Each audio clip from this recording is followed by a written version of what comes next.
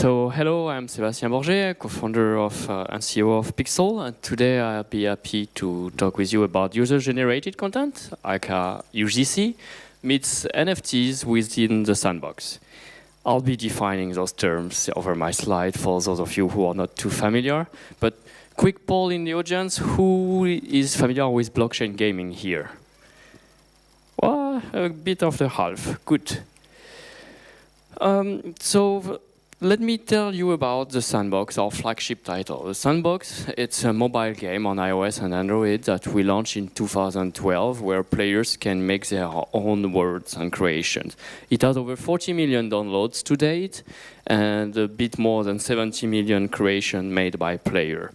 We still have a large community of more than 1 million fans across different networks. Players can make anything they like using 500 physical elements, and they've been doing things like amazing games, actions, platformer, etc., as well as stunning pixel art that we feature prominently every week in our gallery, and much more. And now we're taking this game in 3D on the blockchain with an NFT marketplace, multiplayer, and we'll be doing a token sale. Let's talk about blockchain gaming first to define some concept and explain a little bit more. We believe gaming will be the main driver of mass adoption for crypto in general and blockchain technology. I've put some numbers here, so I counted the 528 crypto games to date, and it's representing about 20% of all dApps. 95% of them are on the Ethereum blockchain, so we'll be mainly focusing on this one through the next slide. And we have 12,000 monthly active users. So those numbers are relatively small compared to the millions of games that you can find on other platforms, but still gaming is already the #1 category of all dApps in terms of number of dApps. Let's take a quick look at the top 5 games and top 5 marketplace in the space of crypto gaming. So some names here might be familiar. You might have played those or heard about those. CryptoKitties, Ethereum, MLB Crypto, Gods Unchained. When you look at these, the number of users per day is really low, honestly, but it's meant to be growing. But the revenue that's happening every day relatively to this number of users is large, so that's why we believe it's still exciting. And looking also at the past ICOs for the last 6 to 12 months that's been successfully funded, I believe it's also a quite exciting time because we've seen the first step into adoption of the blockchain technology through this platform and those protocols building the first layer. So now what we need to do as game developers is to create dApps that will be bringing new audience to use those technologies. And so let's talk now about NFTs, like non-fungible tokens. So what are they exactly? NFTs are virtual tokens for digital scarcity, security, and authenticity. These are not cryptocurrencies. Very often you will be hearing about those interfaces. ERC20, ERC721 for non-fungible token, and maybe if you're deep into the tech, you will be hearing about ERC998 and ERC1155, which are meant to be the new standards for composable NFTs. Give you a quick example, what is fungible? Like a US dollar bill is fungible. It can be interchanged, it can be divided. NFT is a collector item, usually, that cannot be interchanged. It cannot be divided. It's unique in its characteristics. And why we believe so much in NFTs? I'd like to quote what Yves Guillemot said last month at China Joy. He's the CEO of Ubisoft. Blockchain cryptocurrency allow players to create content within games and securely sell it to other players, becoming stakeholders in Ubisoft game. I believe the word stakeholders is quite strong. And how do players become stakeholders into a game? They do that through three main aspects. The first one is content creation. The second one is content utilization. And the last one is content monetization. So I will not go through every line. So take picture of the slide and talk to me afterward if you're interested. It's just to give you a basis. Why also I believe NFTs are really powerful is because they have introduced new way for game developers to fund their development through the pre-sale of their items. So the three most successful examples that just happened, you might have heard about this game, Gods Unchained. It's a TCG game. They sold over $1.2 million in card packs. There's MLB Crypto Baseball, where they sold baseball teams and characters for $400,000. And something I like also as well with what our friends at CryptoKitties are doing, they are releasing random rare kitties every once in a while until the Millions kitties is out, which is going to happen really soon. Having your own token or NFTs in your games bring new aspects to the design of that game, the design of the economy, the design of the game balance. This is called tokenomics in gaming. What is tokenomics? It's the design of a token and a set of rules that this economic system will be used. The most obvious aspect of tokenomics is to use it as a payment system, but there's so many different possible usage that you can think about, like a reward system or giving exclusive access to the content of to the player. So just I put those so you could think about more than think about payment. And the main change has been that NFTs are the tokenomics are meant to, we're moving from a closed ecosystem to an open ecosystem where the players, by having the ownership, will be able to influence the economy of the game. All right, let's now talk about user-generated content. What we love about user-generated content is that you never lack of content. Players are insanely creative. And I like this example of the Bugatti, where engineers create the car. It's quite rare. I like to drive one of these one day. And some people remade it in Lego. It's only one in the world, so it's very valuable. But you can also get some reproduction of it. And like my friend Albert Einstein said, imagination is everything. It's the preview of life coming attraction. It's exactly that. There's over 500 million creators on this UGC market. There's on many platforms, but focusing on gaming, Minecraft and Roblox have been the two main games that introduced new ways for creators, turning players into makers. But we loved Minecraft. It was great until it was acquired by Microsoft, became centralized, and then they limited all the possibilities. So that's why we decided, all right, let's build ourselves the next Minecraft on the blockchain using our IP, the Sandbox. What is a Sandbox on the blockchain? It's a decentralized, community-driven platform where creators can monetize their voxel asset and gaming experience. Here's a video where you'll see all the content that appears in this demo have been made by players.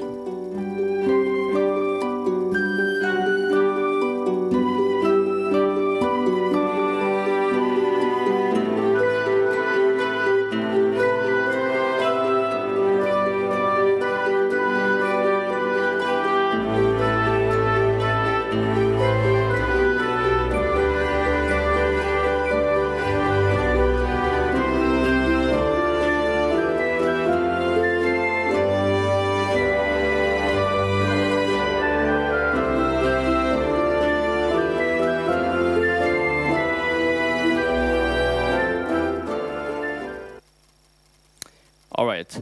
For those of you who are not familiar with what voxels are, these are simple 3D models. They are like digital Legos. Even kids can create voxel, and there's been a generation of kids who's been growing with Minecraft and Roblox over the past 10 years, doing a lot of them in their spare time, which they have a lot. And what is the first step for us? Most obviously is to provide an editor, a tool for them to create such models so they can make creation and bring them to the blockchain, turning them into NFTs. What makes those NFT valuable? So it's going to be very simple. It's what we call the art of crafting. The time they spend, the number of blocks in it, the scarcity that they define, if there's one or there's a million of those, and I would say the beauty or uniqueness of it.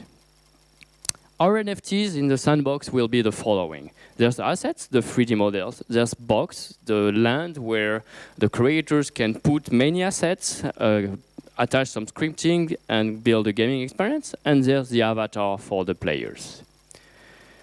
The next step in our platform, what we decided to do is to create an online marketplace where they will be able to sell and trade those NFTs for other players to buy and create collections.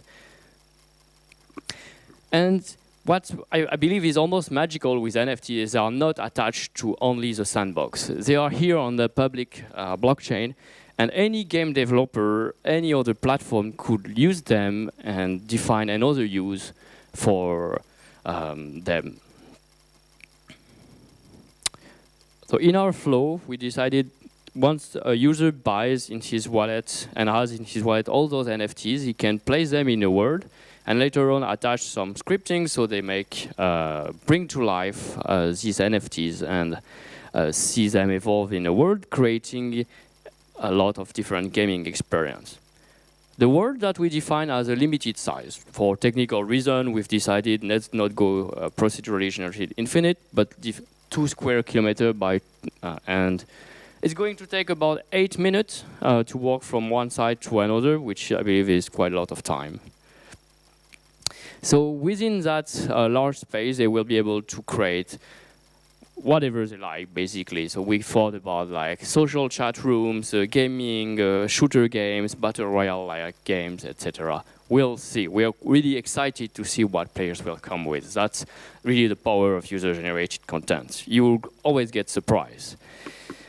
We also have our own token, SAND, an ERC20 token that will be used for transaction on our marketplace for creators to buy and sell assets and boxes.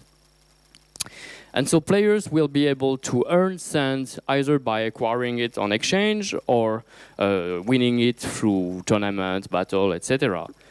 The creator of gaming experience will be able to earn SAND by selling a pass to those players to access or making the world free but with premium service. Kind of like the traditional free-to-play or premium experience. And the artists who are making those 3D models will be able to earn SAND by making those creations and selling them for profit in our marketplace. Again, I think it's pretty obvious now the flow to you. Make a model, sell it, use it in games, and it's a virtuous circle as the platform will be growing. Quickly about our team. So we have a team of blockchain and gaming experts. We've been doing games for the past 7 years, so we have expertise not only into game design, free-to-play, but mostly in 2 aspects that's important to us: user-generated content and community management. That's one of the reasons we believe we are able to succeed in this specific field. And we're also backed by amazing advisors. You might know Ed Fries, co-founder of Xbox, Mick Nyam, the co-founder of CryptoKitties, as well as our friend at Animoca Brands, which have been acquiring us last month and will be supporting us into the launch of this game on the blockchain. Where we are now, so we are excited to be launching by the end of the year the marketplace as well as the Voxel editor. I'll be more than happy to give you a demo of it and invite you to try to create anything you like. Please, no offensive stuff or limit yourself. And in 2019, we'll have the game itself, where we'll be able to use those assets inside the exciting gaming experience. But I'd like also to invite game developers to think how they could be leveraging these 3D models outside of our own ecosystem and maybe make funny gaming of their own thanks to the power of blockchain and NFTs. Thank you very much. The private token sale will start later next month, and you can follow us on those social channels if you're interested to hear about our developments and explore the concept of blockchain and NFTs through us. Thank you. Okay, so we've got a few minutes for questions. I'm just going to start off with one. Obviously, the Sandbox has been around for a number of years as just a mobile game. So what's your thinking about how you will look to encourage the existing users to come and play this new one, and how kind of open will you be about it's a blockchain game, or will you kind of be hiding that away a little bit and just kind of say this is the next version of Sandbox and you can make these items and sell them? What kind of approach are you thinking of there? Right. So, well, as you said, Sandbox is quite old now. It's 6 years. So over the 6 years, we've been able to build a large community of creators. And we have access to top creators that we invited to our own Slack channels, etc. And we talk almost on daily basis, organizing contests into the other game. We start showing them those videos and the editor, and one of the first steps will be just to hand out the editor, see how they mingle with it, what they come up with, and afterward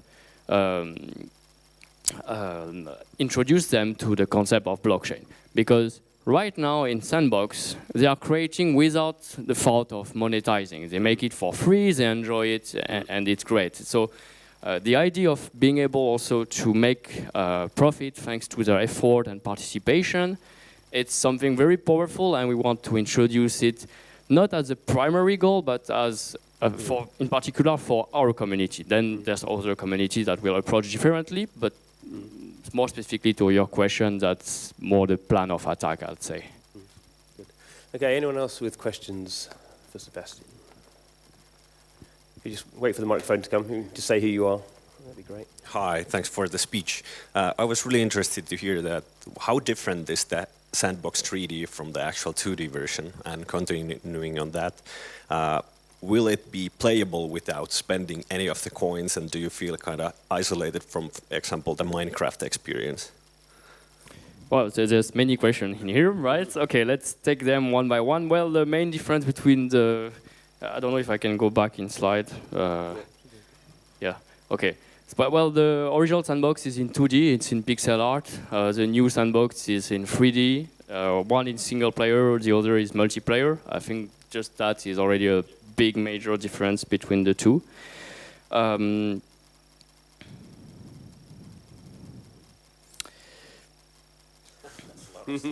Yes, it's a lot of slides, sorry.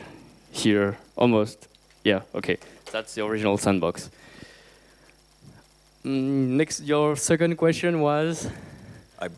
Basically, my end goal here was to find out if the Sandbox is actually a game, because most of the blockchain games seems to be just built around crypto. Right. So, because we're mostly leveraging NFTs, the Sandbox game by itself is an off-chain game. So you're not going to have a blockchain-related transaction that interrupt the gameplay to ask you for some payment, etc. You can totally play it without the blockchain part. And the type of gameplay experience is totally open to what the game creator wants. So I mentioned an example of a chat room where you just imagine you buy a few decorations, you put them around, and you come with your friend just to chat. It's not a game by itself, right?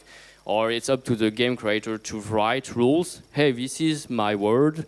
When you enter, you need to go point A to point B, just like board games. And then you, as a player, you're free to decide if you want to follow those rules. And if you don't, we'll get kicked out by the other player because you're not following the rules. I see. So it's literally a sandbox for the content creators to make the games within the Yes, sandbox. exactly. Okay, thank you.